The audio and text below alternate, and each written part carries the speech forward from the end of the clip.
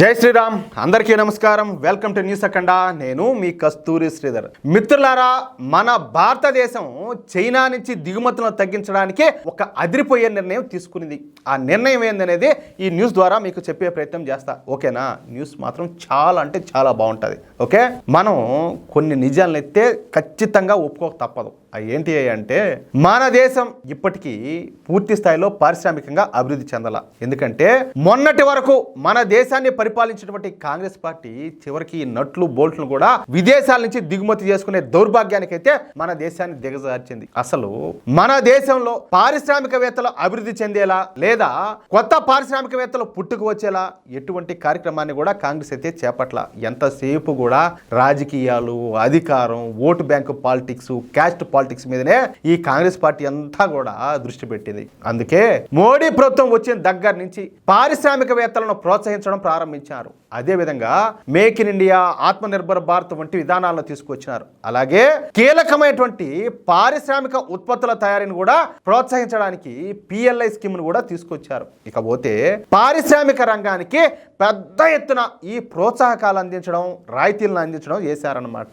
ఫలితంగా ఇప్పుడిప్పుడే మన దేశం కూడా పారిశ్రామికంగా అభివృద్ధి చెందుతుంది. ఒక స్థాయిలో పారిశ్రామికంగా అభివృద్ధి చెందాలి అంటే మన భారతదేశానికి మరో 10 సంవత్సరాల పైబడి సమయం పట్టే అవకాశం అయితే ఉన్నది. అయితే ఈ 10 సంవత్సరాల సమయంలో వివిధ ఎలక్ట్రానిక్ పరికరాల కోసం మన భారతదేశం మన శత్రు దేశం ఎటువంటి చైనా మీదనే ఆధారపడాల్సి వస్తుంది. అది ఎందుకనేది కూడా మీకు అర్థమయ్యేటట్టు వివరంగా చెప్తా. ఓకేనా? ఎందుకంటే ప్రపంచంలో ఉన్నటువంటి అన్ని సంస్థలు కూడా ఈ చైనాలోనే పెట్టుబడులు పెట్టినాయి. చైనాలోనే తమ ఉత్పత్తులను తయారు చేస్తున్నాయి. చైనా నుంచే వివిధ దేశాలకు ఈ ఎలక్ట్రిక్ పరికరాలను దిగుమతి చేసుకుంటున్నాయి.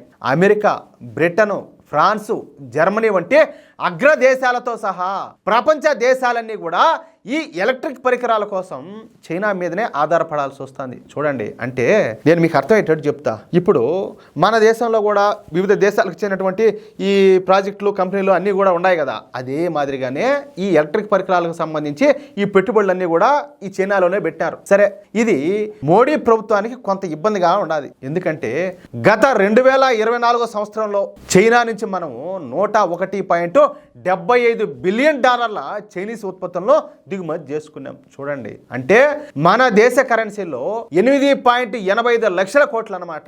వీటిలో ఈ ఎలక్ట్రానిక్ ఉత్పత్తులే ఎక్కువగా ఉన్నాయి. కానీ మన దేశం నుంచి చైనాకు ఎగుమతి అయినటువంటి ఉత్పత్తులు ఎంతో తెలిసిన కేవలం $16.65 బిలియన్ మాత్రమే ఉండాలి. అంటే మన దేశ కరెన్సీలో 1.45 లక్షల కోట్లు మాత్రమే. అర్థమవుతుందా? అంటే మనం ప్రతి సంవత్సరం కూడా చైనా నుంచి 8.85 లక్షల కోట్ల విలువైనటువంటి ఉత్పత్తులను దిగుమతి చేసుకుంటా ఉంటే మన దగ్గర నుంచి చైనా కేవలం 1.45 లక్షల కోట్ల రూపాయల ఉత్పత్తులను మాత్రమే కొనుగోలు చేస్తుంది. దీంతో ఎలాగైనా సరే ఈ ఎలక్ట్రిక్ ఉత్పత్తులను మన దేశంలోనే తయారు చేసి చైనా నుంచి దిగుమతులను తగ్గించుకోవాలని చెప్పేసి మోడీ ప్రభుత్వం అయితే ప్లాన్ వేసింది. ఈ క్రమంలోనే మనకు అయాచిత వరంలాగా తైవాన్ మన దగ్గరకే వచ్చిందనమాట. తైవాన్ దేశం అత్యంత అభివృద్ధి చెందినటువంటి దేశం. ఈ ప్రపంచంలో తయారయ్యే సెమీ కండక్టర్లలో సగం సెమీ కండక్టర్లు ఒక్క తైవాన్ దేశమే తయారు చేస్తూ ఉంటుంది. ఇకపోతే ఈ చైనాలో కూడా ఈ తైవాన్ సంస్థలదే ఆధిపత్యం. అంటే వీళ్ళదే పై చెయ్యి. అంటే చైనాలో ఈ తైవాన్ సంస్థలు పెద్ద ఎత్తున పెట్టుబడులు పెట్టి చైనాలోనే ఈ ఎలక్ట్రిక్ ఉత్పత్తులను అయితే తయారు చేస్తూ ఉన్నాయి. కానీ ఇప్పుడు ఈ తైవాన్ సంస్థలు తమ మనసు మార్చుకున్నాయి. చైనాలో తమ పెట్టుబడులు పెట్టి చైనాలో వస్తువులను తయారు చేసే కన్నా ఆ పెట్టుబడులు ఏంటియో భారతదేశంలో పెట్టి భారత నుంచే వస్తువులను ఉత్పత్తి చేయాలని చెప్పేసి ఈ తైవాన్ సంస్థలన్నీ కూడా భావిస్తున్నాయంట. ఈ క్రమంలోనే Taiwan deputy national security adviser అయినటువంటి టు చియన్సు ఈయన మన భారత పర్యటనకైతే వచ్చినారు. ఈ సందర్భంగా కేంద్ర ప్రభుత్వంలోని అన్ని మంత్రిత్వ శాఖలతో ఈయన సమావేశమైనారు. ఈ సందర్భంగా ఆయన ఒక ప్రపోజల్ కూడా తీసుకొని వచ్చారు. అది ఏందయ్యా అంటే, భారతదేశం ఎలాగూ ఈ చైనా నుంచి ఉత్పత్తులను అయితే దిగుమతి తగ్గించుకోవాలని చెప్పేసి భావిస్తూ ఉండాలి. భారతదేశంలోనే ఈ ఎలక్ట్రిక్ పరికరాలను తయారు చేయాలని చెప్పేసి తలపోస్తుంది. ఆ విషయంలో మా తైవాన్ దేశం భారత్కు తోడ్పాటును అందించడానికి సిద్ధంగా ఉండాలి. మేము భారతదేశంలో పెట్టుబడులు పెట్టి ఈ ఎలక్ట్రిక్ వస్తువుల ఉత్పత్తులను తయారు చేస్తాం. హై అండ్ ఎలక్ట్రిక్ వస్తువులను ఉత్పత్తి చేస్తాం. క్వాలిటీతో కూడినటువంటి వస్తువులను అయితే తయారు చేస్తాం. మాతో భారత స్వేచ్ఛ వాణిజ్య ఒప్పందం కుదుర్చుకుంటే చాలు, భారతీయ సంస్థలతో కలిసి భారతదేశంలోనే ఈ ఎలక్ట్రిక్ వస్తువులను అయితే ఉత్పత్తి చేస్తామంటూ ఈ Taiwan deputy national security adviser భారత్కు ఒక భారీ ఆఫర్ అయితే ఇచ్చినారు. దీంతో భారత్కు ఎగిరి గంతేసినంత పని అయిందనమాట. ఎందుకంటే ఈ ఎలక్ట్రిక్ వస్తువుల ఉత్పత్తుల్లో తైవాన్ దేశానికి తిరుగులేదు.